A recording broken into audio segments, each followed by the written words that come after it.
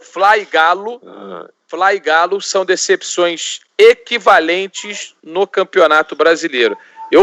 Como eu estou passando a bola para o Preto, eu não vou nem contextualizar para ele não dizer que eu estou induzindo.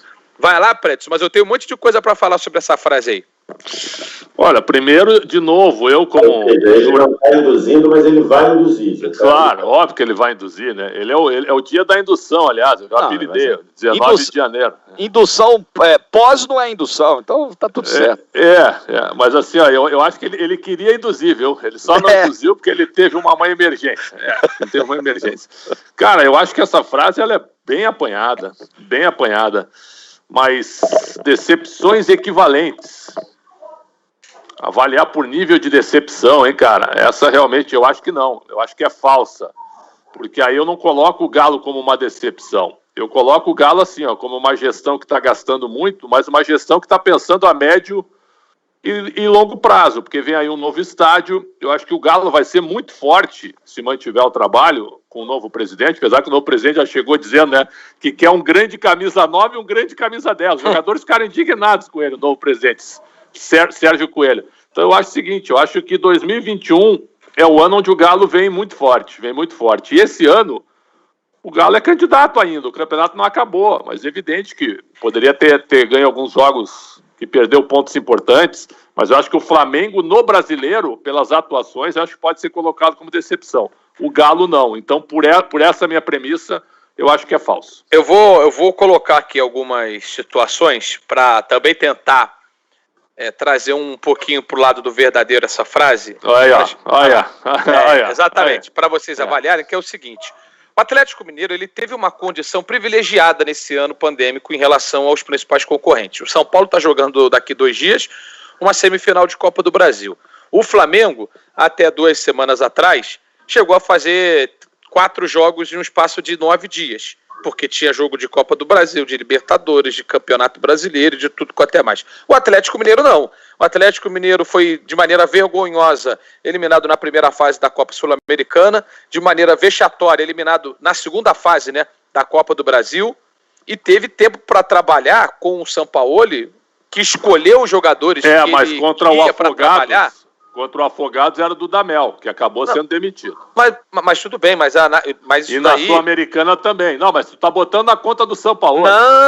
Peraí. Os dois foram com o Dudamel. Eu não falei nada disso. Eu tô falando só que eu só classifiquei as eliminações em Copa Sul-Americana e Copa do Brasil como vexatórias as duas, mas isso refletiu, ou deveria ter refletido positivamente no trabalho do Sampaoli, porque ele teve tempo para treinar mais do que a maioria. Como teve no Santos em boa parte do Brasileiro ano passado, porque também caiu nas competições de mata-mata do Santos. Mas aí o ônus das eliminações também entraram na conta da análise do trabalho do Sampaoli.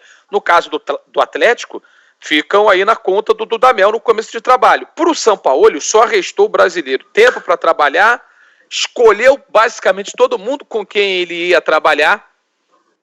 E assim, também, agora puxando um pouquinho pro lado do falso, Preto, a gente está falando do segundo e do terceiro colocado do campeonato, pô.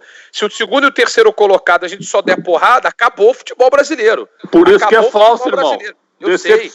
Decepções como? Se o cara é vice-campeão hoje, por exemplo. Então, por isso que eu estou trazendo os elementos para os dois lados. É uma frase que permite as múltiplas interpretações. Jorge Igor, Fla e Galo são decepções equivalentes do Campeonato Brasileiro. Eu vejo que no momento eles têm problemas semelhantes de produção ofensiva. Flamengo no sábado narrei o jogo, o VSR estava comigo. O Flamengo dava muitas vezes a sensação, a falsa sensação, de que ele ganharia o jogo a qualquer momento. Então, a gente não vê o Flamengo com o ímpeto ofensivo que via em 2019, aquele Flamengo que entrava para atropelar todo mundo. Era um Flamengo que aceitava a boa marcação, e isso aqui precisa ser dito. O trabalho defensivo do Chamusca do sábado foi um trabalho muito bem executado. Mas você olha o futebol pelos dois lados, né? O Flamengo não teve forças, não teve ímpeto, não teve volume, velocidade, intensidade para tentar superar essa defesa muito bem encaixada lá do Fortaleza. Então, era um Flamengo que às vezes abusava até de toques para o lado. Um negócio impensável em 2019. Aquele Flamengo de 2019 não tocava para o lado, era um Flamengo vertical, objetivo. Então, isso tem faltado também ao Atlético, que foi um time que caiu demais na sua produção ofensiva. Pode passar pela escolha das peças no ataque, o Sacha acabou perdendo vaga e tal, mas tem muito também dos problemas do meio campo, com o Alan Franco com muito problema físico, com o Jair machucando, com o Alan toda hora suspenso, com o Zaratio que ainda está se adaptando. Então eu vejo que, talvez por razões diferentes, mas existem problemas semelhantes aqui, de produção ofensiva dos dois times. Mas eu vou de falso, pela linha do tempo aqui. Acho que a decepção maior é o trabalho do Sampaoli. O Rogério acabou de chegar num time que perdeu o Jorge Jesus, perdeu o grande responsável pelo ano histórico de 2019. Cada dia mais responsável pelo ano histórico de 2019. Cada dia vai ficando mais firme, mais consolidada essa sensação, né, Luiz? Essa constatação, né? É uma constatação que está diante dos nossos olhos. Então o Flamengo perde o Jorge Jesus, é traumática a saída. Vem o Domi e o trabalho do Domi não é bom, e o Rogério chega nesse cenário em pouco tempo tentando entender por que as coisas não estão dando certo. Pelo tempo que o Sampaoli tem, pela interferência direta, o Rogério teve 0 interferência no elenco que ele tem, não estou dizendo que o elenco é ruim não, o elenco é ótimo, é um dos melhores do Brasil, mas não foi montado pelo Rogério. O Sampaoli montou tudo, toda a concepção foi feita pelo Sampaoli, todas as cobranças públicas. O Sampaoli, quanto mais jogador recebia, mais reclamava, eterno insatisfeito, e do Santos era assim também. O Sampaoli teve atendidos quase todos os seus pedidos, o investimento foi alto, talvez até acima da capacidade que o Atlético tenha, tanto é que houve ajuda externa, houve investimento, né? Houve um esforço financeiro para que o Atlético brigasse de fato. Brigasse não, o esforço foi feito para que o Atlético fosse campeão brasileiro, e pelo visto não será. Então, tá na briga, é uma segunda colocação, a campanha tá longe de ser ruim, deve chegar de maneira tranquila a Libertadores de 2021, mas eu acho que é uma decepção ainda um pouco maior que o Flamengo, então eu vou de falso. Olha, então, só para eu entender, o Atlético Mineiro é uma decepção um pouco maior do Flamengo, foi isso? Para mim, sim, elas não são equivalentes. Para mim, o Atlético ainda decepciona mais. Eu tô olhando para os treinadores que hoje comandam, né? Eu acho que falar em decepção no trabalho do Rogério, por exemplo, que pegou um trabalho ruim do Domi, que pegou a saída traumática do Jesus, eu acho que pode ser, a temporada do Flamengo é uma decepção, mas para uma temporada do Galo, que teve começo, meio e fim, que teve investimento, que teve o treinador recebendo tudo que pediu, para mim essa temporada é ainda mais decepcionante se nenhum título, porque nós estamos falando não só da conquista do brasileiro, é conquista 0, de título expressivo, de título internacional, de título nacional. O Atlético está caminhando para isso, no ano em que ele mais gastou, talvez desde a Libertadores de 2013 para cá. Olha, sem individualizar as questões, né? O Flamengo teve 2 técnicos no Campeonato Brasileiro também porque a diretoria do Flamengo assim quis ou assim permitiu, né? Porque se permitiu ali levar a situação do Jorge Jesus até o ponto que levou. E eu vou colocar só uma opinião aqui, mais uma, sobre a questão do Rogério. O Rogério teve mais dias, ele teve períodos longos de tempo de treinamento, né? Coisa que nem o Domi teve, para treinar assim 5, 6 dias, em 2 semanas em sequência, coisa que nem o Domi teve. Eu estava vendo hoje a matéria no blog do PVC, falando do Grêmio. O Grêmio é o único time do campeonato que não teve uma semana cheia para trabalhar. Uma semana cheia.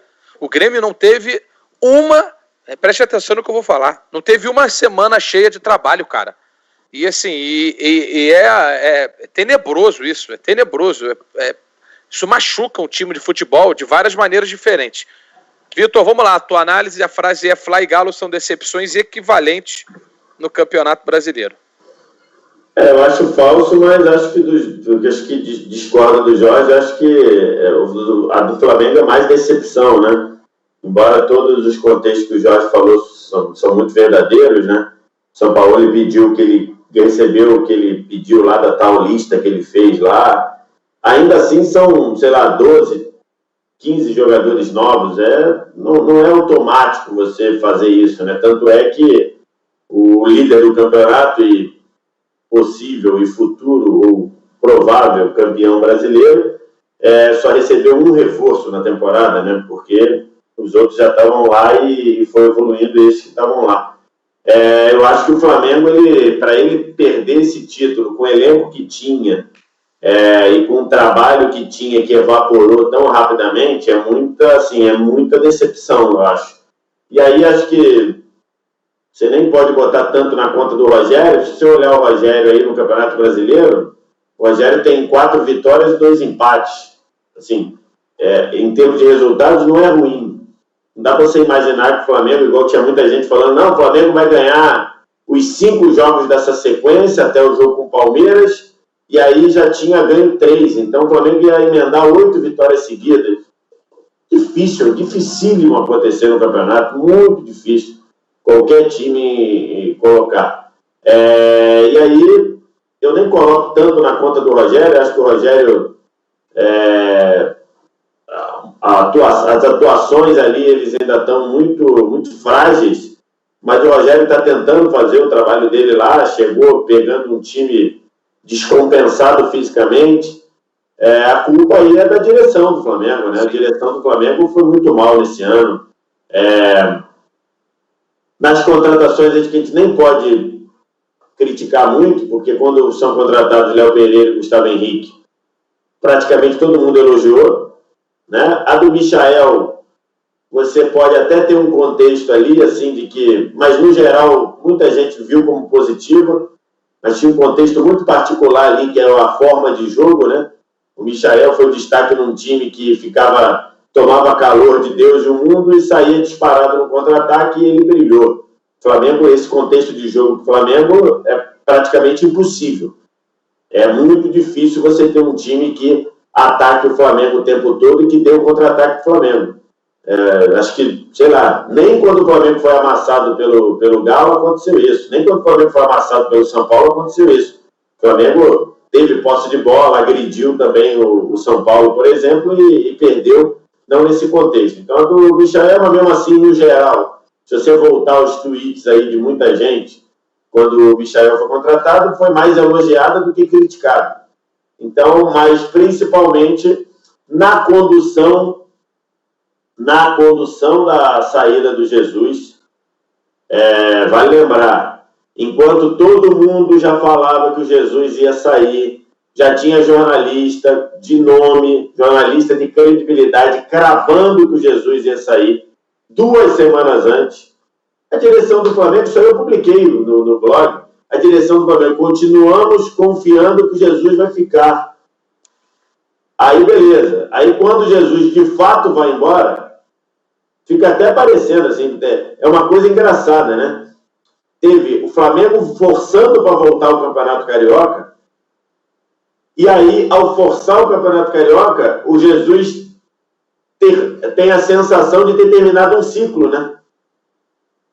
Você fala assim, beleza, o Campeonato Carioca terminou, terminei campeão, terminei meu ciclo, eu vou embora. Mas ele tinha acabado de assinar. Verdade, ele tinha acabado de assinar, mas quem bota a multa de 1 milhão de euros é a multa de quem quer ir embora a qualquer momento, com todo carinho. Com todo carinho. Quem bota a multa de 1 milhão de euros para um time europeu porque não. Quem que está botando é porque vai embora. Vai embora a qualquer momento. Porque 1 milhão de euros é bala de troco lá para um time do nível do Benfica. Imagina acima, né? Então, e aí a direção do Flamengo ficou acreditando no conto da carochinha, de que o Jesus não ia embora, foi se coçar quando o Jesus já tinha ido embora, no meio do caminho deu férias de 11 dias, depois dos caras terem voltado, forçou para voltar ao futebol antes que todo mundo. Quando começou o Campeonato Brasileiro, estava todo mundo em ritmo de competição, ou quase todo mundo em ritmo de competição.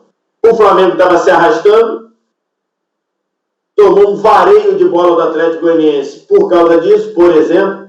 Depois fez partidas modorrentas contra Curitiba, contra Botafogo. E ainda trouxe volta da Europa com o Domi, que era a terceira opção dos caras, pô. Era a terceira opção. Então, e ainda erra fragorosamente no Domi.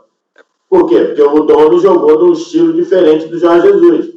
Então, assim, é muita bagunça ali. E aí, vai lá, quando vai buscar o Rogério, vai tentar buscar na emergência ali de um cara que fazia um bom trabalho dentro daquele contexto, e que agora está tentando mudar o contexto ali do time e com alguma dificuldade. Então, assim, para mim a decepção é o Flamengo. O Flamengo, acho que o que mostrou aqui, e outra coisa, já que a gente falou em conta aqui, o Rogério, ele tem 4 vitórias e 2 empates, perfeito?